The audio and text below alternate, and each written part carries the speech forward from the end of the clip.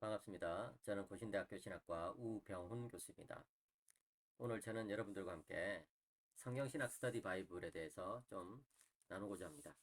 이렇게 두꺼운 책이죠. 2900페이지가 넘는 책인데 제 얼굴이 이렇게 감춰집니다.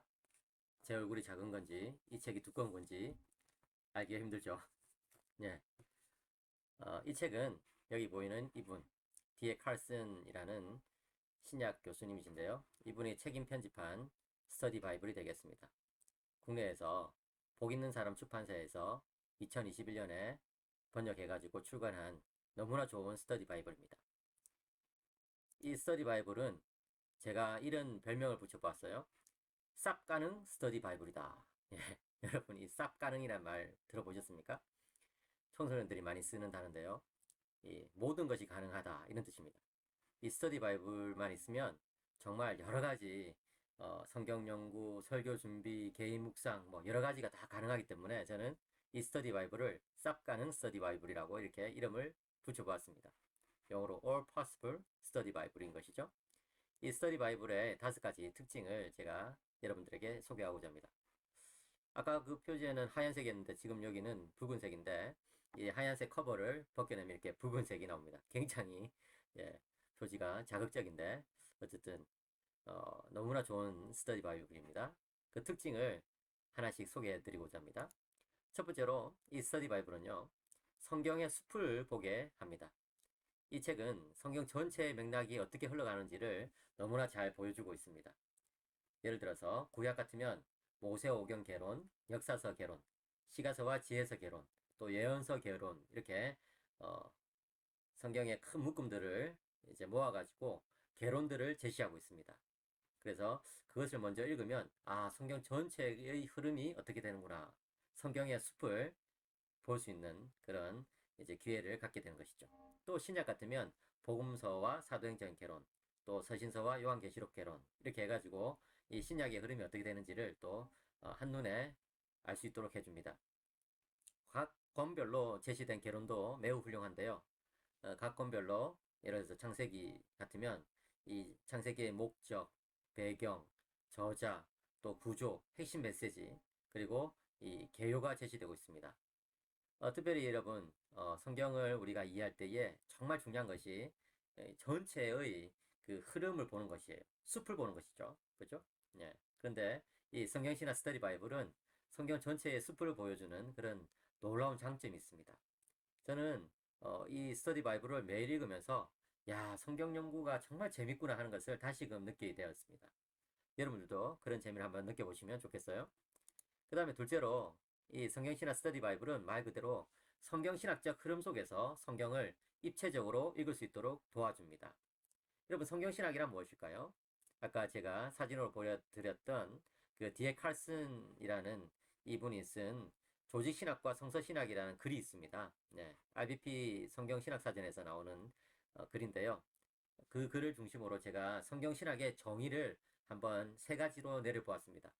성경신학이란 전체 성경에 대한 기납적인 연구로서 성경의 모든 본문이 함께 어우러져 나타내는 통일적인 주제를 다루는 그런 신학이라고 할 수 있습니다. 오늘날 많은 성경학자들은 성경을 파편적으로 이해하는 것 같아요. 그런데 그런 흐름을 거슬러서 성경신학이란 것은 성경 전체를 이제 통일성 있게 보려고 하는 그런 움직임이라고 할 수 있는 것이죠. 그 다음에 또 성경신학이란 것은 성경 전체에 담긴 창조와 구속의 역사 가운데 나타나는 하나님의 본성, 의지, 계획 이런 것에 대해서 설명하고 있는 것이 바로 성경신학이라고 할 수 있습니다. 물론 하나님에 대해서만 그렇게 설명하는 것이 아니라 아울러서 인간의 본성, 또 인간의 목적, 인간의 이야기 이런 것들을 정말 멋지게 펼쳐 보여주는 것이 바로 성경신학의 목적이란 것이죠. 또한 성경신학이라는 것은 구속사에 관심을 가질 뿐만 아니라 성경의 중심 주제들을 통일성 속에서 연구하면서 또한 개별 성경 본문의 장르나 또는 다양한 문학적 구조에도 관심을 기울이는 그런 학문이라고 말할 수 있습니다. 여러분 여기서 말하는 이 구속사라는 것은요. 어, 구속 역사의 흐름을 말하는 것입니다. 하나님께서는 우리 인간을 구원하실 때에 이 구원 역사의 흐름 속에서 우리 인간을 구원하시고 계시죠. 그죠? 예. 아브라함을 부르셨다든지 이스라엘 백성을 또 부르셨다든지 또 교회를 세우신다든지 하는 그런 어떤 역사의 흐름 속에서 하나님께서는 구원의 그런 일을 펼쳐 가시는데 이 성경신학은 그런 것을 탐구하는 학문이라는 것입니다. 그리고 또 성경신학은 성경의 중심 주제들을 통일성 속에서 연구합니다. 예. 뭐 예를 들어서 뭐 마가의 신학, 또 바울의 신학, 요한의 신학 이런 식으로 이제 잘라서 연구하는 것이 아니라 이 성경 전체에 나타나는 이 메시지의 내용이 무엇인가, 이 주제가 어떻게 성경 전체에서 전개되는가 하는 것을 보여주는 것이죠. 예를 들어서 성경 전체에서 성전이라는 모티프는 어떤 식으로 쭉 드러나는지를 보여준다든지, 또 성경 전체에서 이 메시아에 대한 가르침이 어떻게 전개되는지를 가르쳐 준다든지, 뭐 또 성경 전체에 나타나는 그런 이 구속의 드라마 속에서 우리가 깨닫게 되는 어떤 중요한 그런 메시지들을 밝혀 보여준다든지 하는 그런 것들이 바로 성경 신학의 연구 내용인데요. 이 성경 신학 스터디 바이블은 바로 이런 성경 신학을 어, 담고 있는 그런 스터디 바이블이라고 할 수 있습니다. 다시 말해서 성경 신학적인 그런 관점을 가지고 성경 전체를 살펴보겠다는 그런 어떤 이제 시도인 것이죠. 제가 봤을 때는 그 시도를 너무 훌륭하게 완수해낸 것 같습니다. 예. 이 전 세계적으로 너무나 훌륭한 이 성경학자들이 성경 신학적인 관점에서 이제 창세기부터 계시록까지 전체적으로 설명을 하고 있다는 것이죠. 정말 놀라워요. 또 셋째로 성경 신학 스터디 바이블은 숲을 보게 해줄 뿐만 아니라 나무를 보게 해주는 그런 특징이 있습니다. 저는 여기서 주석, 관주, 단락 구분, 성구사전, 또 도표 그림 사진 이것에 대해서 말씀드리고자 합니다. 이 성경 신학 스터디 바이블에는요, 이 성경 본문이 제시되어 있고 그 밑에 주석이 제시되고 있습니다. 근데 이 주석들이 절대 허접한 것이 아니에요. 제가 정말 여러 이제 권의 주석들을 쭉 다 읽어봤는데요. 이 성경에 대한 최신 주석들, 최신 연구들의 엑기스만 뽑아가지고 핵심만을 간추려가지고 딱 제시하고 있는 것이 특징이에요. 보통 우리가 여러분 이 주석을 어느 때 보게 됩니까? 성경 읽다가 이 부분 참 궁금한데 라고 질문이 생겼을 때 성경 주석을 보게 되잖아요. 근데 많은 성경 주석들이 내가 궁금한 것에 대해서 답을 안 해주는 경우가 너무 많아요. 예. 그런 것은 좋은 주석이 아니죠. 그죠? 예. 그런데 우리가 성경 읽을 때 궁금한 부분들에 대해서 이 성경신학 스터디 바이블에 나오는 이 주석들은 너무나 이게 탁탁 집어가지고 잘 설명하고 있습니다. 예를 들어서 저는 2020년에 룻기 상실에서 체험으로라는 책을 냈습니다. 그런데 거기에 이제 룻기 1장의 해석이 굉장히 중요한 부분들이 있는데요. 제가 성경신학 스터디 바이블의 주석을 간단하게 이렇게 이제 잘라왔습니다. 예. 룻기 1장 2절에 보시면 엘리멜렉의 뜻, 또 나오미의 뜻, 말론, 기론 이런 이제 엘리멜렉 가족들의 이름의 뜻을 제시하고 있는데, 이런 뜻이 다 하나씩 의미가 있거든요. 예, 그런 것에 대해서 간단하게 설명을 해주고 있습니다. 그리고 나서 이제 뭐라고 말하냐면 특별히 이제 말론이나 또 기론 이런 사람 같은 경우에 이제 말론은 룻의 남편인데 약골 또는 병약한 사람 이런 뜻이다. 또 기론이란 이름은 허약한 사람과 비슷한 뜻이다. 뭐 이런 것을 이제 저도 제 책에서 설명을 했거든요.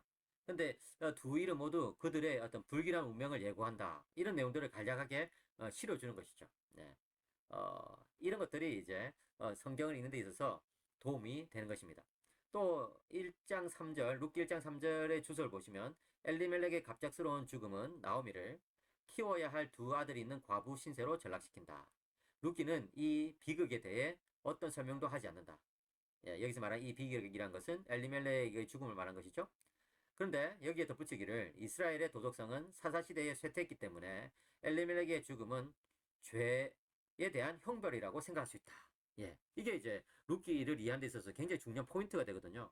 어떤 주석가들은 이 엘리멜렉의 죽음에 대해서 전혀 언급을 하지 않는 경우도 있고, 또 성경이 이것에 대해서 도덕적으로 판단을 내리지 않기 때문에 우리는 엘리멜렉의 죽음에 대해서 어떤 도덕적인 판단 내려서는 안 된다 이렇게 말하는 사람도 있는데 저는 그렇게 생각하지 않아요. 이 룻기는 사사시대의 맥락 속에서 이겨야 되기 때문에 이 엘리멜렉이 뭡니까? 여기 나오는 것처럼 흉년 기간에 하나님이 양식을 공급해 주실 것을 믿는 대신 유다 땅을 떠나가지고 이방 지역에 머물게 된 거, 특별히 이 뭡니까? 그모스 신을 섬기는 그런 지역까지 가가지고 거기서 머물게 된 것, 이런 것들에 대해서는 좋게 볼 수가 없거든요. 예. 그런데 이런 부분에 있어서 이 주석은 굉장히 짧지만 분명하게 포인트를 딱 잡을 수 있도록 이런 주석을 넣어주는 것이죠. 예. 저는 이런 것들이 굉장히 탁월하다고 생각합니다. 두 번째로 관주인데요. 관주는 성경과 성경을 연결해서 보도록 도와주는 것인데, 이 성경 본문, 이 성경 신학 스터디 바이블의 성경 본문 옆에 보면 관주가 계속 나와 있습니다. 네. 그래서 제가 로마서 1장 19절, 20절의 관주를 이렇게 가지고 왔습니다. 로마서 1장 19절 보시면 이는 하나님을 알만한 것이 그들 속에 보임이라 하나님께서 이를 그들에게 보이셨느니라 라고 돼 있어요. 예, 이게 이제 보통 말하는 자연계시 또는 일반계시를 뜻하는 것이죠. 예, 그것에 대해서 사도행전 14장 17절을 보라 이렇게 해가지고 거기 보시면 또 일반계시 또는 자연계시에 대한 그런 이제 내용들이 나오거든요. 예, 그래서 성경을 정말 통일성 있게 읽을 수 있도록 해주고 있습니다. 그 다음에 로마서 1장 20절에 보시면 창세로부터 그의 보이지 아니하는 것들 곧 그의 영원하신 능력과 신성이 그가 만드신 만물에 분명히 보여 알려졌나니 라는 이 부분에 있어서 시편 19편 1절에서 6절을 보라 라고 이제 관주가 붙어 있어요. 시편 19편 여러분들 다 아시죠? 그죠? 예. 그 자연 계시와 또 하나님의 말씀의 계시 이 두 가지를 시편 19편에서 굉장히 아름답게 붙여놓고 있지 않습니까? 네. 그런 것에 대해서 관주를 딱 보여줘가지고 성경을 성경으로 해석할 수 있도록 도와주는 것입니다. 예. 여러분 이 성경을 제일 잘 이해하는 방법은 성경을 성경으로 해석하는 거예요. 예. 이것이 바로 예수님께서 성경을 이해하신 방법이었고 사도들이 성경을 이해하는 방법이었고 또 이 교부들이 성경을 이해하는 방법이었고 종교개혁자들이 성경을 이해하는 방법이었죠. 그런데 이 성경 비평이 과도하게 들어오는 바람에 성경을 막 이게 조각내는 것이 오늘날 참이 그 성경학계의 참 문제라고 저는 생각하는데 이런 관주를 잘 활용하면 우리는 성경을 통일성 있게 읽을 수 있게 되는 것이죠.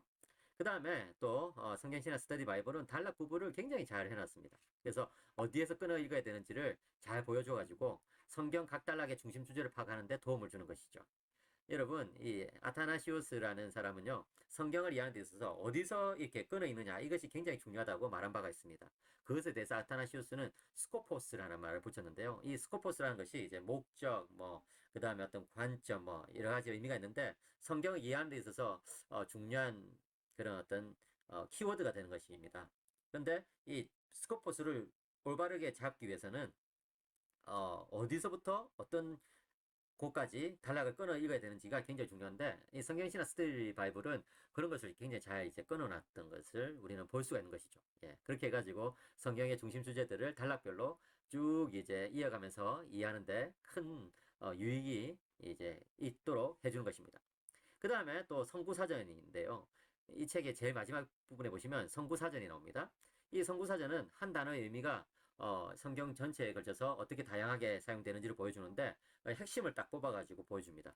예를 들어서 이 생수라는 이 단어에 대해서 찾아보시면은 예레미야 2장 13절 생수의 근원이 되는 나를 버린 것과 점점점 그 다음 스가랴 14장 8절 생수가 예루살렘에서 솟아나서 점점점 요한복음 4장 10절 그가 생수를 내게 주었으리라 또 요한복음 7장 38절 그 배에서 생수의 강이 점점점 이러면서 이 생수라는 단어가 사용된 구약 성경과 신약 성경의 아주 중요한 부분들을 뽑아가지고 대표적으로 보여줘가지고 이 생수라는 것이 가지고 있는 그런 문학적인 의미 또 상징적인 의미 그리고 또 문자적인 의미 이런 것들을 이제 우리들이 쉽게 파악할 수 있도록 해주고 있는 것이죠. 그래서 성구사전을 잘 활용하면 또 이 한 단어 또는 개념을 성경신학적으로 파악하는 데 굉장히 도움이 되는 거거든요. 예, 그것을 이 책은 도와준다는 것입니다.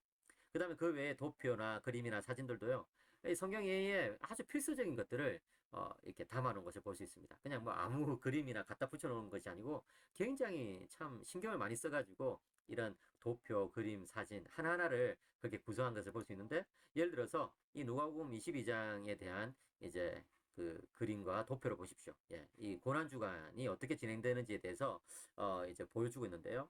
여기 보시면은 이제 예수님께서 금요일 날 베다니에 도착하시고 그 다음에 이제 토요일에 안식일을 보내시고 그 다음에 이제 일요일에 승리에 입성을 하시고 하면서 이제 쭉 이렇게 이 예수님의 그 십자가에 달리시기까지의 그 한 주간이 어떤 식으로 이루어진지를 보여주고 있는데 이 그림과 함께 이런 어떤 도표를 삽입해 가지고 일목요연하게 우리가 이 고난 주간을 한번 쭉 그 고찰해 볼 수 있도록 도와주는 것이죠. 예. 이런 것을 보면 참 굉장히 신경을 많이 썼구나 하는 것을 알 수 있습니다. 제가 가진 것을 이제 그림을 이렇게 붙이다 보니까 중간에 좀 그림이 잘려지긴 했는데 어쨌든 이 원래 원본으로 책으로 보시면은 굉장히 그림도 참 선명하고 인쇄가 아주 잘 되어 있는 것을 볼 수가 있습니다. 이제 넷째로 이 성경신학 스터디 바이블은요, 성경 각 권을 주제별 소논문을 통해서 더욱 깊이 묵상하고 이해할 수 있도록 도와주고 있습니다. 예. 이 책의 마지막에 보시면은 아까 제가 이제 그 여러 이제 선구사전이 나온다고 그랬지 않습니까? 여기 선구사전. 근데 이제 선구사전 바로 앞에 주제별 소논문이 28편이나 실려 있어요.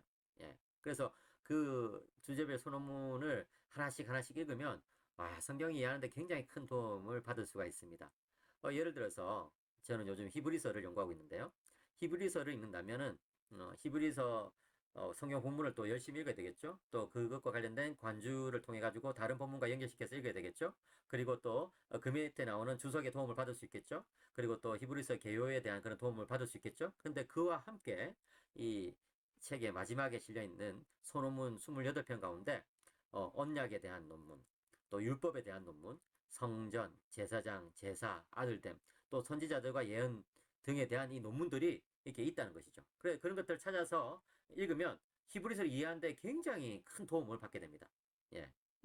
히브리서 보면은 언약, 옛 언약과 새 언약의 대조라든지 또 율법의 의미라든지 또 성전의 개념, 제사장의 개념 뭐 이런 것들이 뭐 굉장히 계속 나오거든요. 그죠? 예.